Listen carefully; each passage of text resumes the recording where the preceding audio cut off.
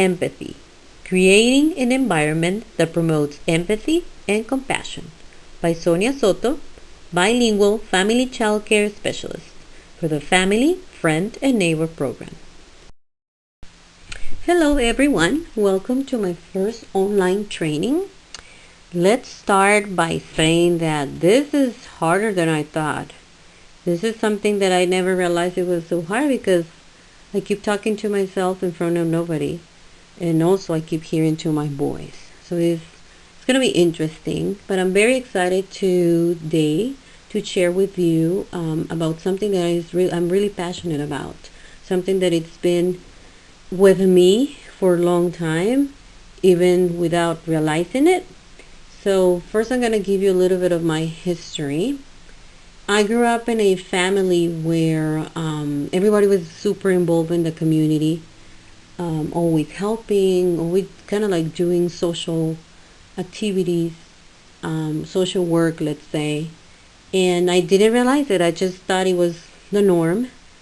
A few years ago, I started noticing when I was working with in the early childhood field that since when I started, like almost 20 something years ago, and today, I could tell that something was kind of missing, but I couldn't put a point of what exactly. So I started looking, I started making some research, I started observing, trying to observe more and put more attention in when the kids were interacting with each other. And I realized that, I don't know why, but they were lacking to show empathy between each other.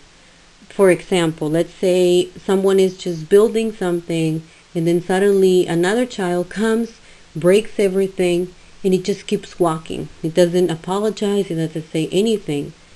And I thought I was going crazy. I thought it was just me, but then sharing with my friends and my colleagues, we had a lot of common, thinking that something was just missing. They were like, yeah, that's true. It happens to me all the time, and I don't know why they don't even apologize. It kind of bothers me. And it really bothered me too. So the problem is that I can keep finding stuff that it bothers me, but I was like, okay, what can I do? What is changing? What can I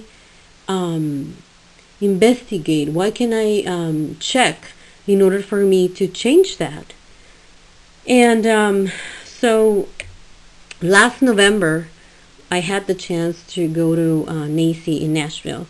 NACI is the National Association for Young Children, I think. National Association for Education of Young Children.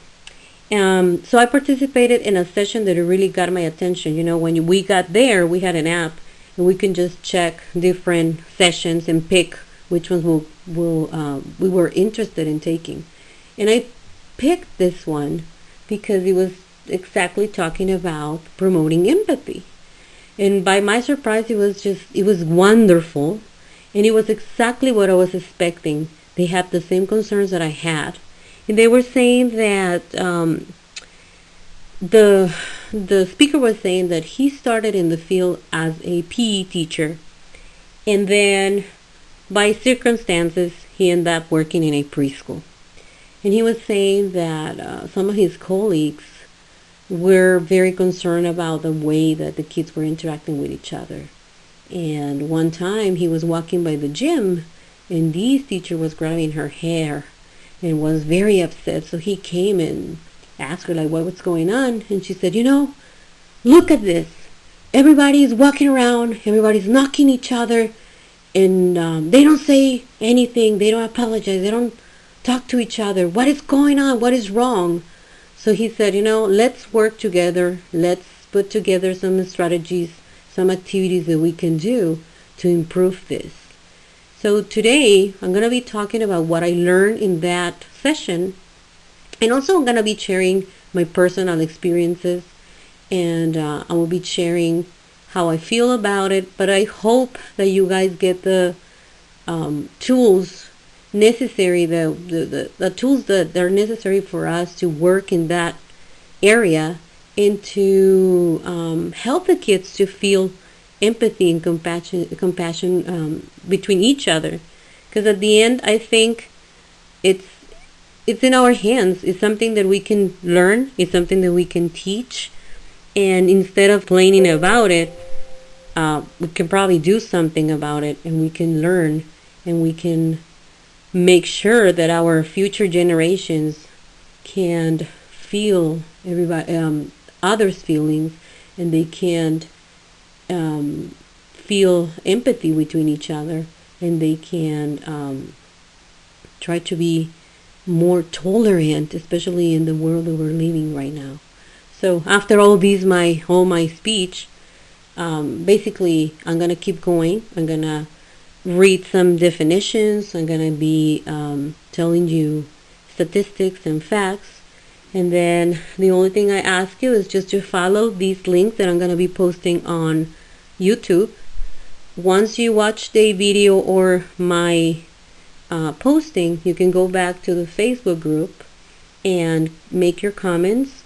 Feel free to ask some questions, anything that comes to your mind. Just go back to the Facebook group page and make your comments there, and then we're gonna just keep going sharing stuff, kind of like in the other trainings that we have been doing. I hope you enjoy, and I hope this is useful for you. Thank you.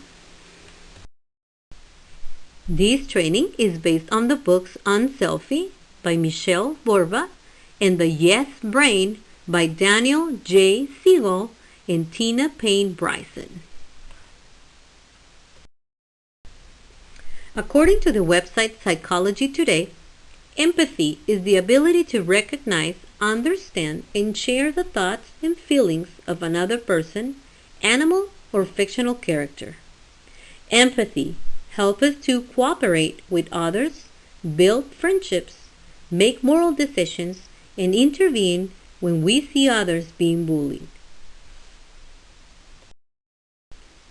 Humans begin to show signs of empathy in the infancy, and that trait develops through the childhood and adolescence.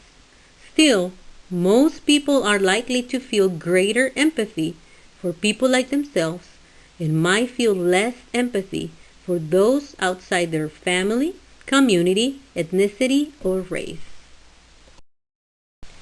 Okay, so these two questions are related to what I was talking in my introduction. The first one is, have you ever noticed in your classroom or environment a child that often walks towards other children that are engaging in an activity and destroys whatever they're building or doing without realizing it? And I want to point out that I'm not talking about a child that has a diagnosis or a medical diagnosis or special needs.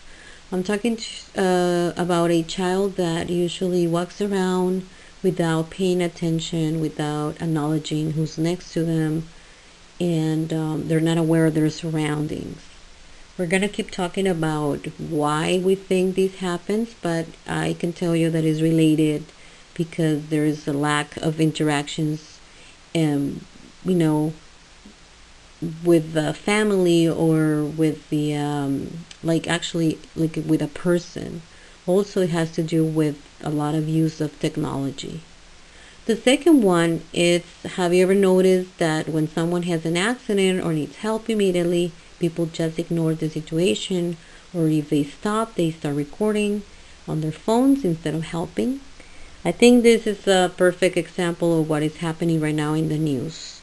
This is something that is very common, that goes viral on social media, and you see people asking for help, and then other people is just recording instead of helping. In firsthand, I have an example. A few years ago, there was an accident in Maricopa where someone had a medical emergency and drove to a lake.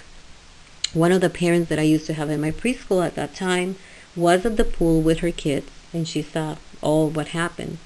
She stopped what she was doing. She jumped the fence, and she started trying to help the person that was their car was sinking.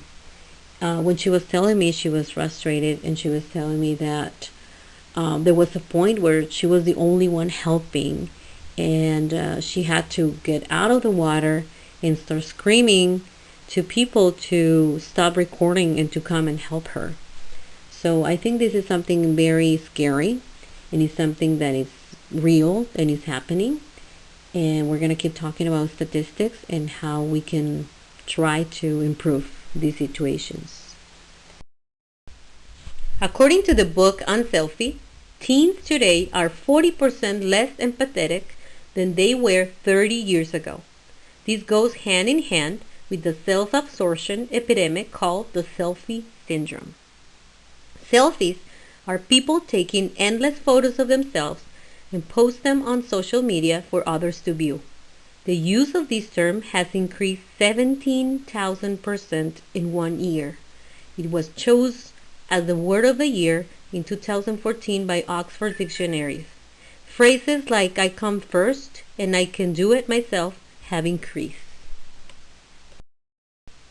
This is concerning as we see an increase in the use of technology at a very early age, and the new generations are getting used to communicating with a screen rather than in person. This is the perfect example. We see a lot of kids that are getting used to use a phone, and they're by themselves taking pictures. So I don't know, what do you think is wrong in this picture?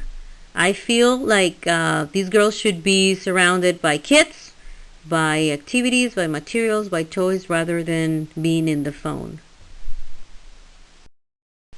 What is the difference between empathy, sympathy, and compassion?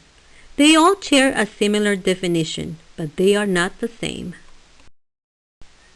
Sympathy is a feeling of concern for someone else and a desire that they become happier or better off, while empathy involves sharing the other person's emotions.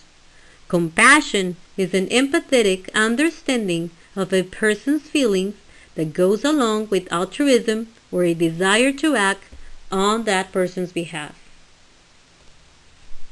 At the end, what are we looking for is to move from empathy to compassion. The good news is that empathy can be developed and practiced. Please go back to our Facebook group page and share your thoughts. After that, please look for a link that I will be posting to watch a short video.